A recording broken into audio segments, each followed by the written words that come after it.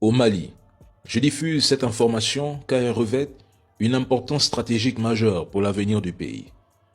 Les principaux chefs des groupes armés terreau opérant contre le Mali, notamment Yak Ag-Ghali, Amadou Koufa, ainsi que plusieurs de leurs collaborateurs, font désormais l'objet d'avis de recherche assortis de récompenses financières importantes.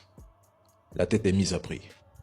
Toute personne permettant leur localisation, leur capture, ou fournissant des renseignements décisifs conduisant à leur neutralisation, pourra bénéficier d'une récompense pouvant aller de plusieurs centaines de millions à plusieurs milliards de francs CFA, selon l'importance des responsables recherchés.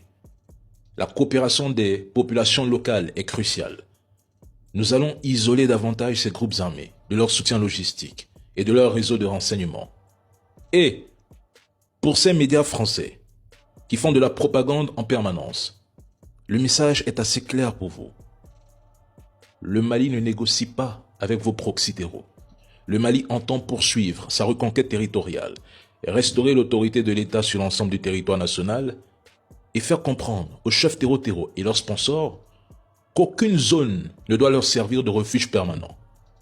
Et concernant les Africains qui soutiennent ces terreaux, font leur apologie, relaient leur propagande ou incitent à la violence contre nos forces armées, je pense, et c'est mon avis ici, la réponse du Mali s'inscrira dans un cadre juridique et sécuritaire, avec des poursuites engagées conformément à la loi.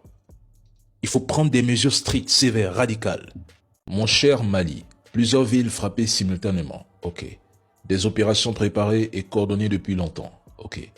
Mais il n'y a aucune honte à être attaqué par une coalition de pays ou par des traîtres de l'intérieur qui facilitent et financent les terreaux.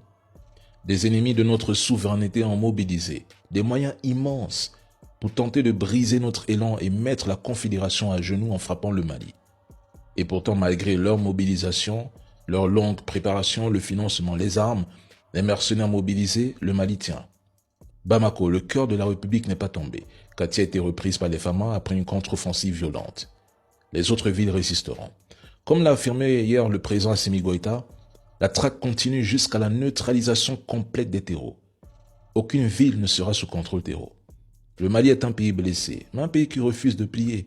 Contrairement aux campagnes d'intoxication et aux rumeurs propagées partout, les FAMA, avec l'appui de l'Africa Corps et du peuple, mènent déjà des frappes aériennes contre les positions terreau.